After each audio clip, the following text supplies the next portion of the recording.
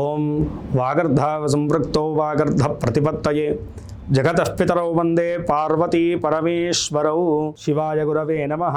ఆదిత్యాది నవగ్రహ దేవత పరబ్రహ్మణే నమో నమః. ప్రేక్షకులందరికీ కూడా శుభస్వాగతం. నేను మీ హరిహర శర్మ. ప్రతి నెల కూడా తెలుసుకుంటూ వస్తున్నటువంటి మాస ఫలితాల కార్యక్రమంలోనూ ఈ జూలై నెల 2026 సంవత్సరంలో మీకు ఈ నెల ఎలా ఉండబోతుంది, రాశి ఫలితాల రీత్యాను మీ రాశి వారికి కలగబోయేటువంటి అదృష్ట యోగాల గురించి, శుభయోగాల గురించి, కలగబోయేటువంటి ఇబ్బందుల గురించి ఈ యొక్క వీడియోలో సవిస్తరంగా మాట్లాడుకునేటువంటి ప్రయత్నం చేద్దాం. వాటి నుండి బయటపడేటువంటి పరిష్కార మార్గాన్ని కూడా మనం చూద్దాం.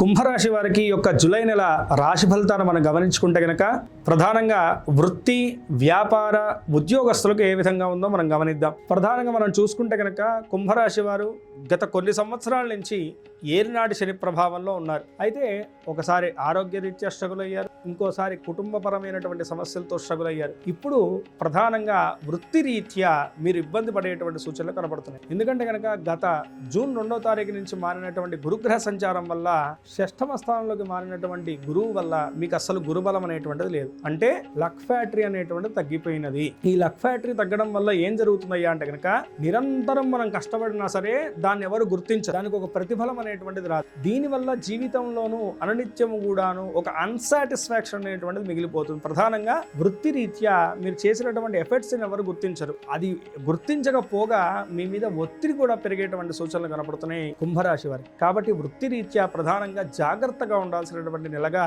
ఈ నెలను చెప్పుకోవాలి. ఎందుకంటే 4 గ్రహాలు ఈ నెలలోనూ మీకు 6వ స్థానంలోకి రాబోతున్నాయి. దాంట్లో అనుకూలించేటువంటివి కొన్ని గ్రహాలు ఉంటే కనుక అనుకూలం లేనటువంటివి గురుబలం. మొత్తం కూడాను వృత్తి చక్రాన్ని తిప్పేటువంటిది ప్రధానంగా ఏంటంటే అంటే కనుక గురుబలమే నిర్ణయిస్తుంది అనమాట. మన వృత్తి రీత్యా సక్సెస్ అవుతామా, ఫెయిల్యూర్ అవుతామా అనేటువంటిది. అలా గురుబలం అనేటువంటిది లేకపోవడం వల్ల ఇప్పుడు చాలా జాగ్రత్తగా అడుగు వేయాలి.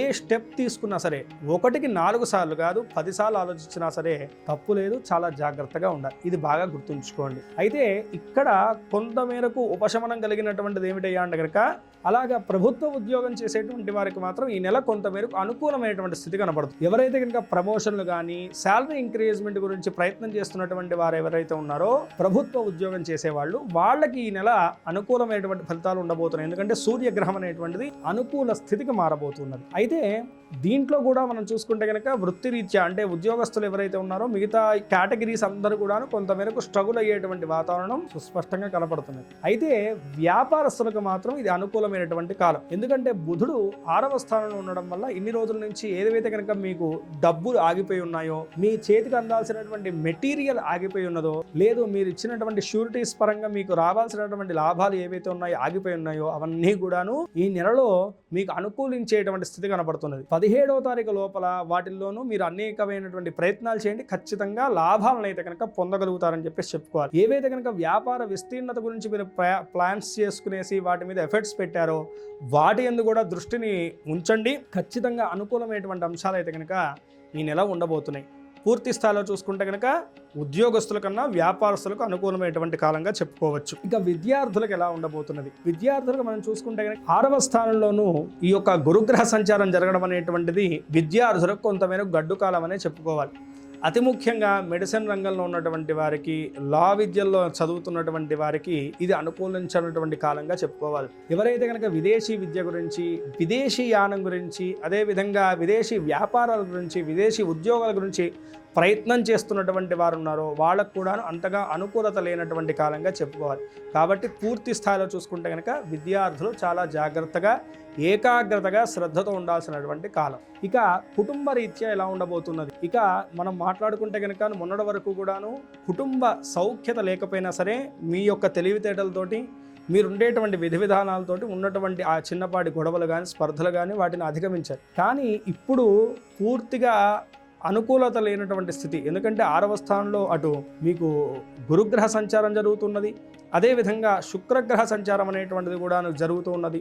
ఇటు మనం చూసుకుంటే కనుక లగ్నంలో రాహు, ద్వితీయంలో శని. ఇది పూర్తిగా మీకు ప్రతికూలమైనటువంటి అంశాలను కలగజేస్తుంది. అంటే మీరు ఏది మాట్లాడినా సరే అది అవతల వాళ్ళు తప్పు పట్టేటువంటి విధానంగానే ఉంటుంది. కాబట్టి కుటుంబ రీత్యా మీరు ఏ యొక్క నిర్ణయాలు తీసుకున్నా సరే 1కి 4 సార్లు ఆలోచిస్తూ వ్యవహరించాల్సినటువంటి పరిస్థితి. అతి ముఖ్యంగా భార్యాభర్తలు మీరు మాట్లాడుకునేటువంటి చర్చల్లో కానీ, మీరు మాట్లాడుకునేటువంటి వ్యవహారాల్లో కానీ సామరస్యంగా వ్యవహరించడం చాలా మంచిది. ఇక ప్రేమ జీవన విషయాన్ని మనం గమనించుకుంటే కనుక ప్రేమికుల మధ్య కూడాను ఎడబాటు వాటిల్లేటువంటి సూచనలు ఉన్నాయి. ద్వితీయ శనిగ్రహ సంచారం వల్లను కొంతమేరకు దూరము, కలుసుకోవాల్సినటువంటి సమయంలోనూ ఆ ఎడబాటు, అలాగే స్పర్ధలు వాటిల్లేటువంటి సూచనలు ఉన్నాయి. ఇక ఆర్థిక రీత్యా ఎలా ఉంటుందో అంటే కనుక కుంభరాశి వారికి ఆర్థిక పరంగా కొంతమేరకు స్థిరత్వం అయితే కనుక వస్తుంది. అంటే మునపట్లాగా ఒక రోజు బాగా వచ్చి ఇంకో రోజు సరిగ్గా లేకపోవడం, ఇంకా ఖర్చులు అవుతాం, ఇలాంటివి కాకుండా ఒక ఆర్థిక స్థిరత్వం అయితే కనుక ఖచ్చితంగా వస్తుంది. కానీ అయితే షష్టమ స్థానంలో జరుగుతున్నటువంటి గురుగ్రహ సంచారం వల్ల మీ పిల్లల యొక్క ఎడ్యుకేషన్కి కానీ లేకపోతే ఇంట్లో జరిగేటువంటి ఒక శుభ కార్యక్రమానికి మాత్రం మీరు అనుకున్నటువంటి ఖర్చు కన్నా అధికమైనటువంటి ఖర్చు వాటిల్లేటువంటి సూచనలు కనపడుతున్నాయి. తగు జాగ్రత్తలు తీసుకోండి.